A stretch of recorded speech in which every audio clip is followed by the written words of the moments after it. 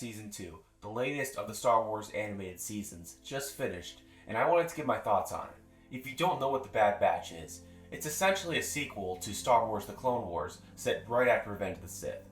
It follows a group of enhanced clones doing various jobs and also avoiding the Empire. As for the first season, I thought it was good but not great. There were some really good episodes and some good ideas there, but there was some filler too that I didn't find particularly interesting. This season, I would say is an improvement on that, but it also has some of the same problems as the first season. Keep in mind, there are spoilers in this review, so if you haven't seen it yet, I wouldn't recommend watching this video. Wait until you've seen the full season. Now, let's get into it. Alright, let's start with the good, and there's a lot to like here. For starters, I really like this cast of characters. All of these characters, with the obvious exception of Omega, are voiced by D. Bradley Baker, who is just a phenomenal voice actor and gives each character their own distinct personality, while also making them sound like clones. The writing for these characters is also excellent. I had two favorite characters in this season, Tech and Crosshair. Tech didn't really get a lot of development in the first season, but here he is fleshed out and fully developed, and it's wonderful. When it comes to Tech, one of my favorite scenes of the entire season is Episode 9, The Crossing, where he and Omega have a conversation about Echo leaving the group in Episode 8. It's fantastic, and it really adds to both their character dynamics. It's just a small scene, it lasts for only a minute, but it's so good. In the episode Faster, we see him really break out of his shell, and that was great to see. I'm really glad to develop this character because he did not get a lot of character development in the first season. Crosshair, he's not in it as much. He's in it for like 3 episodes, well, 4, but he doesn't have any lines in that one, so I guess it counts. Every episode with him in it is a total banger.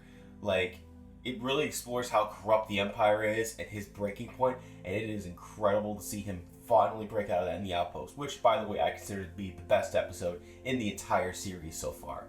Incredible. If you're going to watch one episode from this season, watch that one.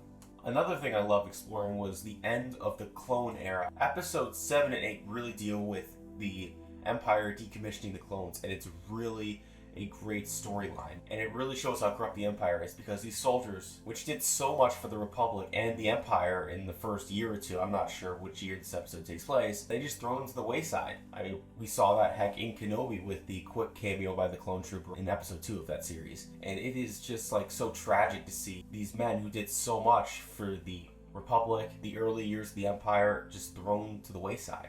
Also, it shows the brilliance of Palpatine, who has a quick cameo this season. He essentially play what the Bad Batch are trying to do into their own hands.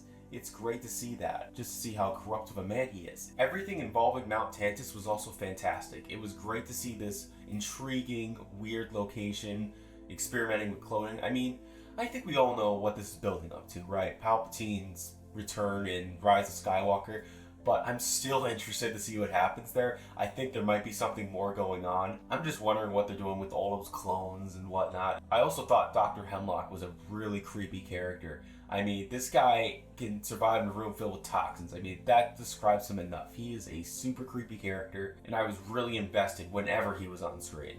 The 2-part finale of The Summit End, Land Night, was absolutely fantastic. It was the perfect way to close the season. Just a great cliffhanger. So many questions left to be answered, and Tech's death, at least I kind of hope he's dead at least.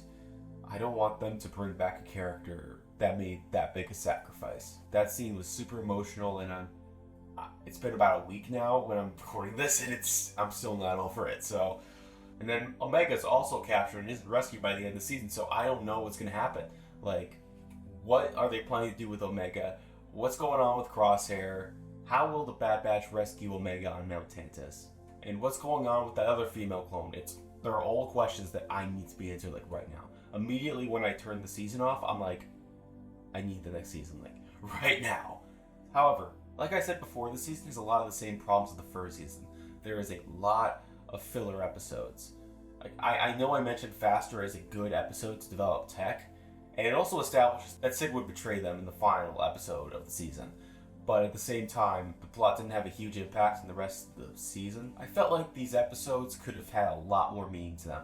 Like Entombed, I get that it's them building trust with Phoebe, but at the same time, the story did nothing for me.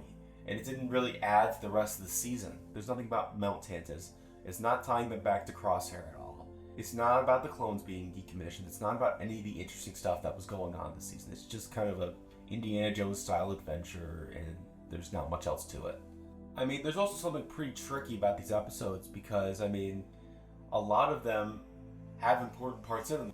It's just that I felt like they could have tied more into the main storyline of the season instead of just being one-off, kind of frustrating adventure stories that don't really add much. At the end of the day, I felt like they could have done more with these episodes because, I mean, I won't be rewatching these episodes a lot because there's just not a lot to them outside of some character stuff that I felt like could have been developed in a better episode. And I'm not even saying that you need to have every episode be like a groundbreaking episode. Like The Crossing is one of my favorite episodes of the season, and that story doesn't have to do with the main plot, really. It's just more about the characters. And then you follow it up with what might be my least favorite episode of the season, in Retrieval, and it's just kind of like, okay. However, for every mediocre episode like Retrieval, you get The Outpost.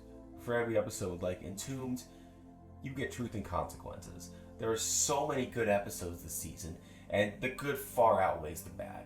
The season was still very good and an improvement on season 1, although I feel like they could do more in the second season. Maybe make the season shorter, like 10 or 12 episodes instead of 16. Maybe make the character development episodes a little more relevant to the main plot. This is still a very good season. I highly recommend it. If you like the first season, you'll like this one too. I would recommend you watch it. Thank you for watching this full review. I cannot thank you enough for this time. If you like this video, subscribe. I'm putting out content every week on YouTube Shorts, and I'm going to plan to do a video like this, a longer form video, every once in a while just to switch things up. Thanks for watching, and may the Force be with you.